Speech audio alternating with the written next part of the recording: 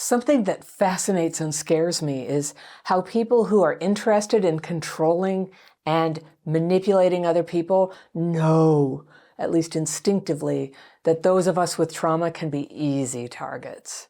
Has this happened to you? If your sense of self has some holes in it, which is not uncommon for people who were neglected as kids, it makes you vulnerable to intense people who will happily tell you who you are. They'll tell you what you should think, and they'll tell you how there's only one right thing to do, and you better do it. And if you push back, they are furious. Now, people who aren't traumatized would see through this immediately for what it is. It's narcissistic abuse. It's emotional manipulation. And if this is happening to you, your gut will try to tell you to get away, but you might be so used to overriding your instincts that you become brainwashed. Now, I'm not a therapist, but when a fellow trauma survivor who is on the verge of giving in to such a person asks for my advice, I'm right here for them. My letter today is from a woman I'll call Christa, and she writes, "Dear Fairy, am I wrong to think that I need to overcome the codependency that I'm living in before committing to another long-term relationship?" All right, I've got my fairy pencil. I'm going to circle things I want to come back to on a second reading. But let's see what's going on with Christa's relationship here, or ships. She says, "I come from a background of hardships, hard work, and poverty, and an immense amount of repeated trauma. I married when I was still in high school, only 16, and have remained so ever since. My husband struggles with mental health issues that run in his family. We've been together for over 40 years. Sometimes being around him causes me to feel frustration, bitterness, and resentment. I know that through the years I've allowed myself to become codependent. I didn't know what that was until recently. Because of his issues, he hasn't worked full-time since the 1990s. I've carried the financial load for our family for a long time.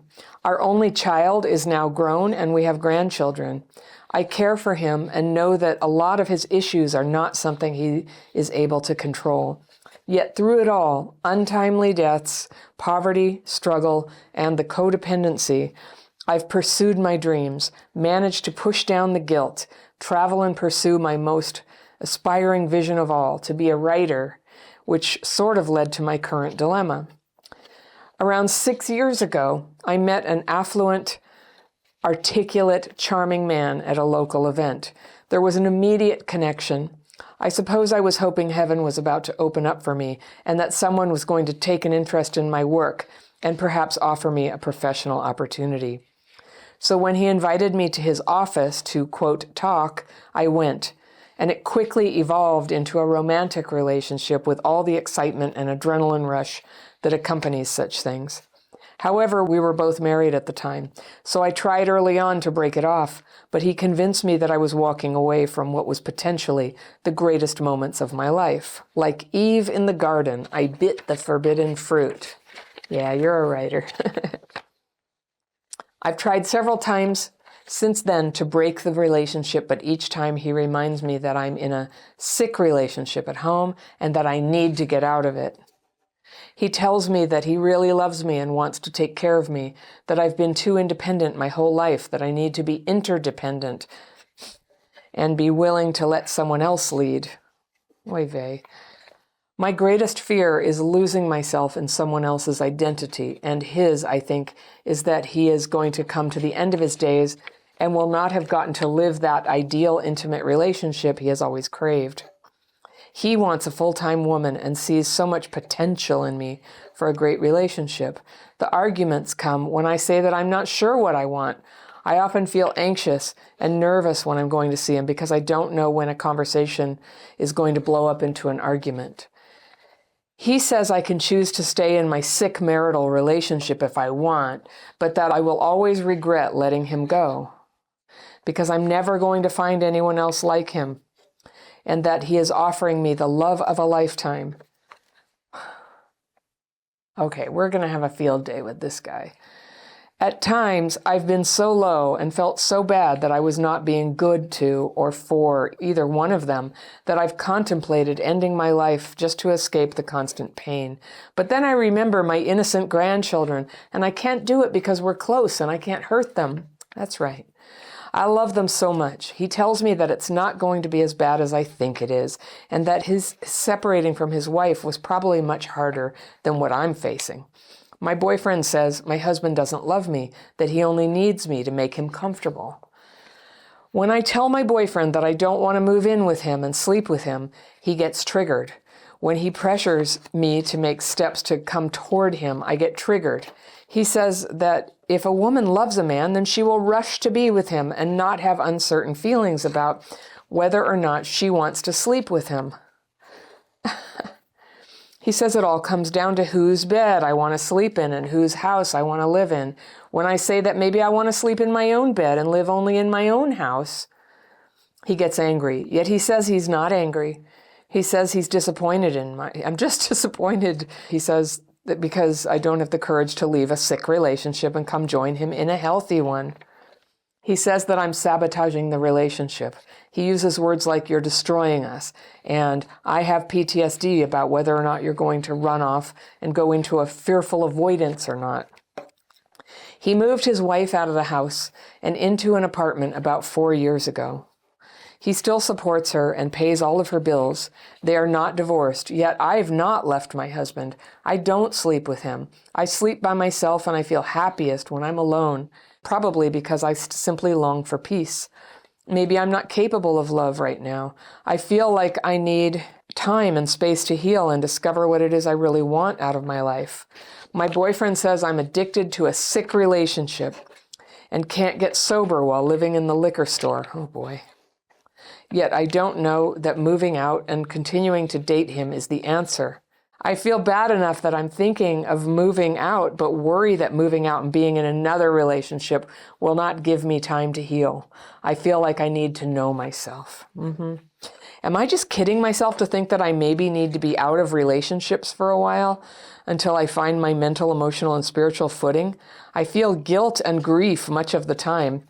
And at the other times, I feel so detached that I simply shut down and can't feel anything at all. There it is.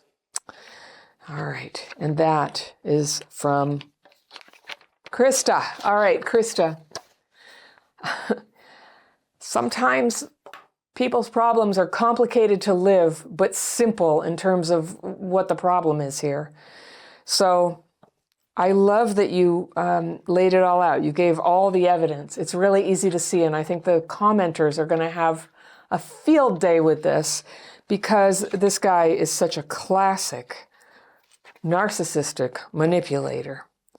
And it doesn't take a therapist to say this is just terrible how he's attempting to destroy your self-confidence and make you believe with his lousy hypnotic skills that you're a bad person for not doing what you don't want to do to come be with him because you have so much potential for him and you need to let him lead. Please don't let him lead. Oh gosh. All right. So at the end you said, am I just kidding myself to think that I maybe need to be out of relationships for a while? So I'm just wondering, Christa, really, did you think I was going to say, Christa, you're kidding yourself. You don't need to be out of relationships for a while.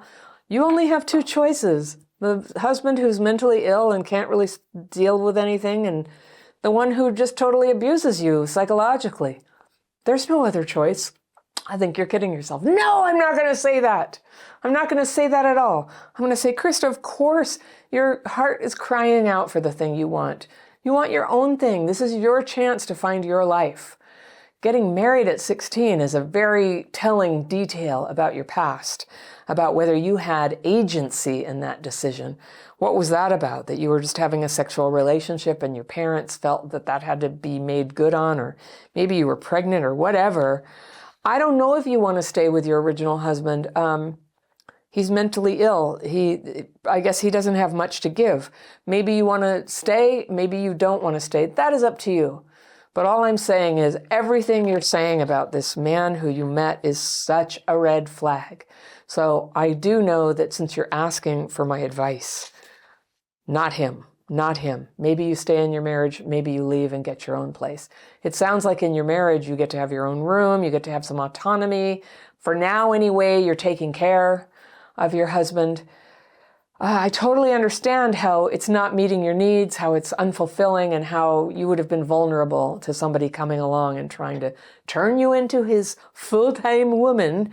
But this is not the one. Maybe you will find love. Maybe being alone is exactly what you need. You've had 40 years in marriage now. So you get to do what you want, Christa. Things have not turned out here. This would have been a hard situation for anyone. And I hope that in giving yourself some time to reflect and think about things, that you take proactive steps toward healing from the past. You said you grew up in hardship, poverty, and an immense amount of repeated trauma. So immense amounts of repeated trauma have a funny way of just kind of echoing through our lives. And it sounds like you've sort of went into a shell in this marriage for a very long time. And then you did the hard work of handling everything yourself, taking care of somebody. Yeah, whatever you do, please don't give away all your potential to this psychologically manipulative jerk. If you have any doubt, what does romantic manipulation look like? Oh, well, one thing I just want to tell you right off the bat, you'll never find anybody like me. That's a classic. Like every book about emotional abuse and narcissism quotes that line. So I hope you do some reading, maybe get some therapy about it. We would love to have you in our membership group. There are a lot of people who become friends and support each other in all the life transitions they're making and all the decisions they're considering, and learn to start being happy and to process what has happened to them in an environment where there's support, where there's daily tools and support, even as you're doing other things on the outside, whatever those might be for you. You'd be most welcome. There's always a link to our membership program down below. If you want a list of signs that someone is romantically manipulating you, I've got one. I put it all on a PDF. It's free. You can download it right here. And I will see you very soon.